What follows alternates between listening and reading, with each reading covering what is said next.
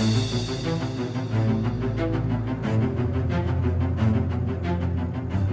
folks, Jack Wilkie here, back for another cultural breakdown. It's been a couple weeks since the last thing that caught my eye enough to get on for a cultural breakdown. I covered some of the Olympic stuff, but there's one today I think this is pretty pressing. Before I get into it, I want to tell you about another thing I've started doing on here on the Focus Press YouTube channel. It's Memology Under Review. It's short videos, 30 seconds to a minute long, somewhere in that range, looking at theological, religious Christian memes and reviewing them, giving them a thumbs up, thumbs down, kind of talking about the message that they send and what they have to say. So be sure to check that out.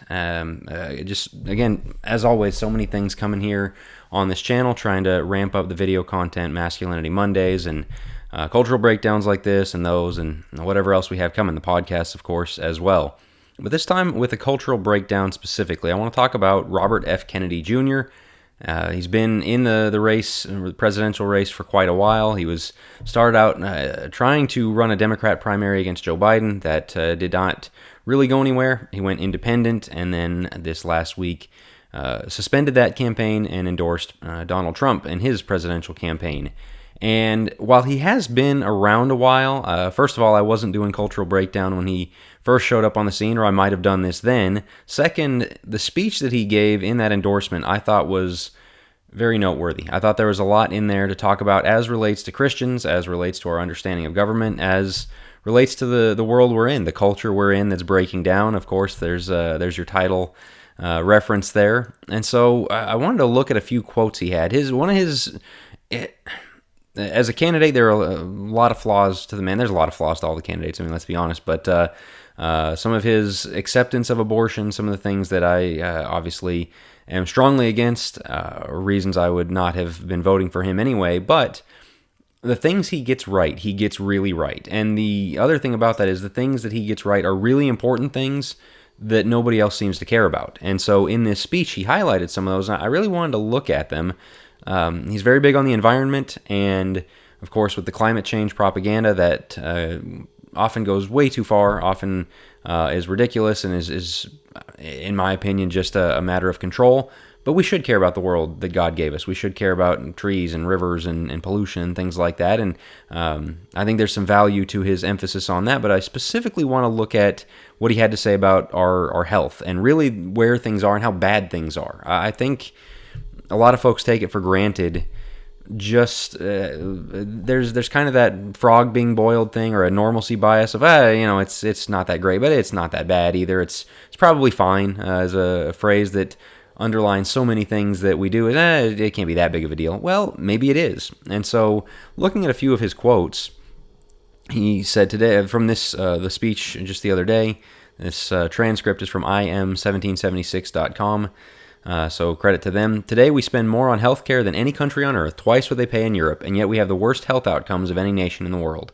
We're about 79th in health outcomes, he corrects himself, behind Costa Rica, Nicaragua, Mongolia, and other countries. That's bad. All that spending, what are we getting for it? Not enough, really. And so he goes on to that 2/3 of American adults and children suffer from chronic health issues. 74% of Americans are now overweight or obese, including 50% of our children. That is shocking. That is truly awful. And again, why on earth is this not one of the leading things we're talking about? Why is this not on the front of everything? And so, as he says there in that paragraph, some of our COVID outcomes were drastically worsened because we were unhealthy people to begin with. When it hits obese people, when it hits people whose, as he points out, your mitochondria aren't functioning right, there's a lot of other things that are going to cascade down from that problem. He goes on to say half of Americans have prediabetes or type 2 diabetes. Talks about the rate in children, the rates of developmental and learning disorders and things like that is spiking. It's just incredible. And I love what he asks. What is happening to our country, and why isn't this in the headlines every single day? There's nobody else in the world that is experiencing it. This is only happening in America. He continues, I'm going to skip down a little bit. Why are we letting this happen? Why are we allowing this to happen to our children? These are the most precious assets that we have in this country. How can we let this happen to them? And then he names some culprits I think is very useful. I'm going to circle back to that second one here in just a minute.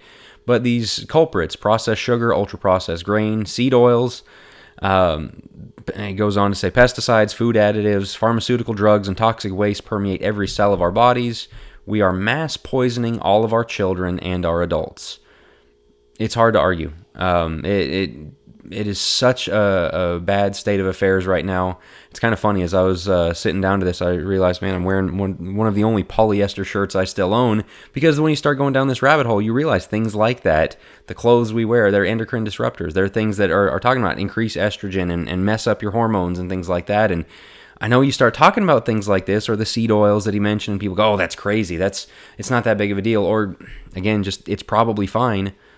Research it a little bit. Look into it. See how bad it messes up your system. See how bad everything around us is destroying the way our bodies function. And then you look around. I mean, walk through a Walmart, walk through a mall, or wherever you are.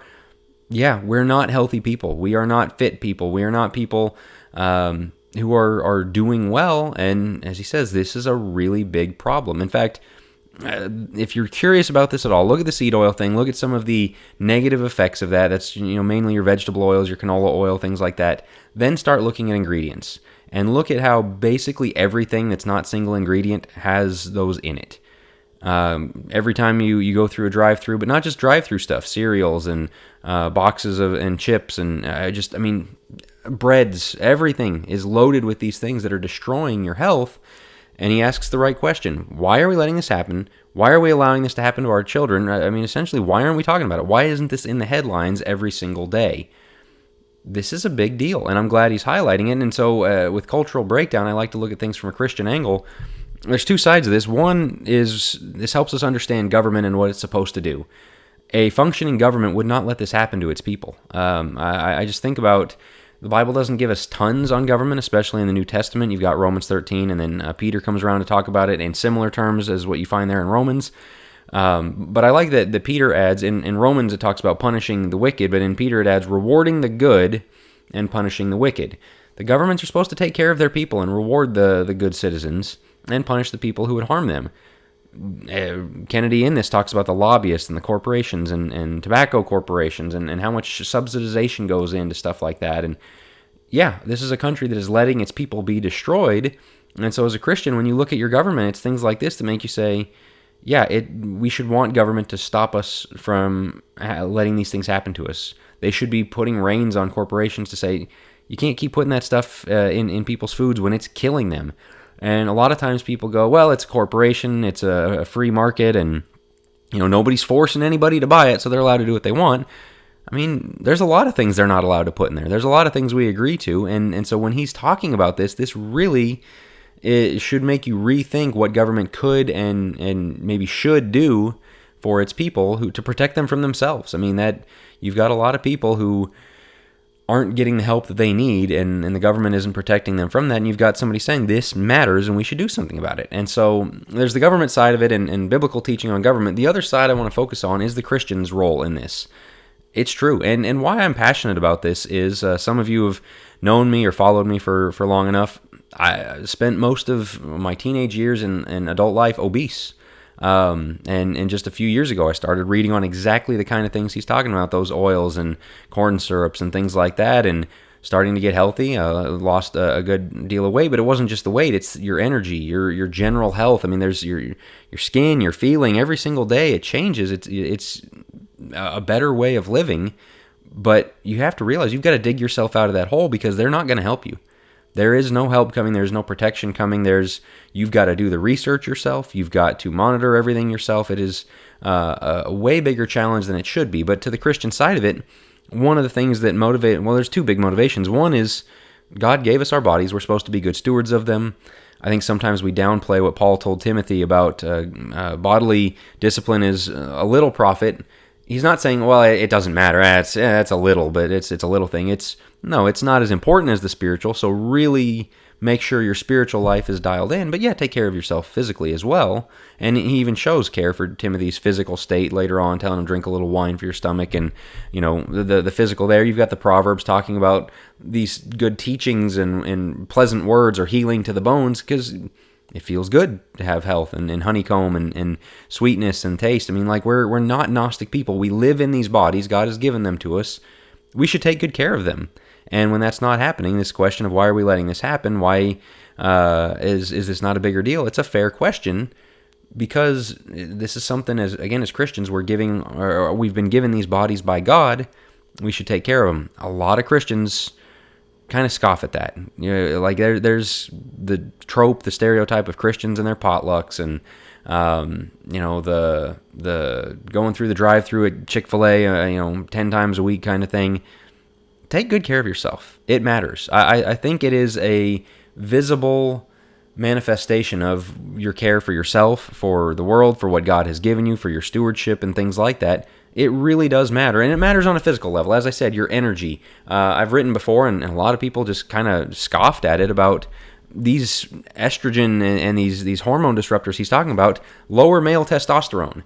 And then you wonder why so much of Christian leadership today is doing the let's just get along, let's keep peace with everybody, that is the sign of a male who doesn't have the disagreeability that God really literally created into him so that men would protect and be that role protecting the home and in the church and the society. Why do we have weak men? Literally because of the chemicals in their body have made them that way. I mean, like, we think this stuff doesn't matter at all. And again, I had people laughing at me, like, why on earth do you think this matters? Because it comes out in the person that you are. It changes your personality. They have literally people's political views change as they lose weight. Studies have been done on that. I mean, it changes who you are, and so you've got to take good care of yourself.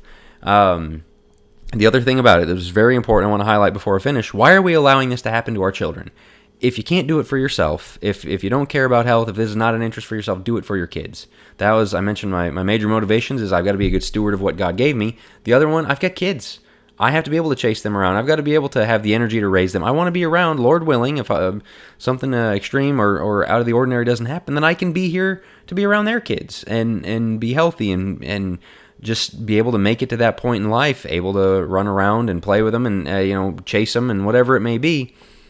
You can't do that if you're falling apart. If I had stayed at that same weight, I probably was on track to die early and things like that. You've got to take it seriously. It matters. And so when somebody raises this point, shows that our government does not care about us in ways that they should, what you have to realize is you've been failed by those who should have protected you from this. Nobody's coming to save you. You've got to do it for yourself. And again, as a steward of God, if you're a parent, if you're a grandparent, do it for the people around you. I think it really does matter. And somebody says, well, how can you bind that? No book, chapter, and verse. You think God does want us to be obese and with the heart disease and with all of the bad outcomes and the diabetes and Alzheimer's and all of the effects that Kennedy went on to talk about in his speech? I don't think that's a good thing. I don't think that's taking care of what God gave us. I don't think that is allowing ourselves to serve others as much as we've been called to do if we don't have the health and the energy to do it. These things really do matter. I think we've got to stop being Gnostic about that, and it's really reassuring to see somebody finally talking about that, and Lord willing, on a legal level, people do start getting some help, some protection from this at the corporate level. But if not, it is on you to do something about it for yourself, for your family, for the people around you. It really does make a difference. I think God really actually does care what we do with our bodies, and so I challenge you to take that up. Again, do some of the research on some of the things I brought up. It matters. It makes a difference. And so that's this week's Cultural Breakdown. As always, catch the audio of these on the Church Reset podcast feed, along with my articles there. Catch up with all the latest at jackwilkie.co, and I'll talk to you guys next time.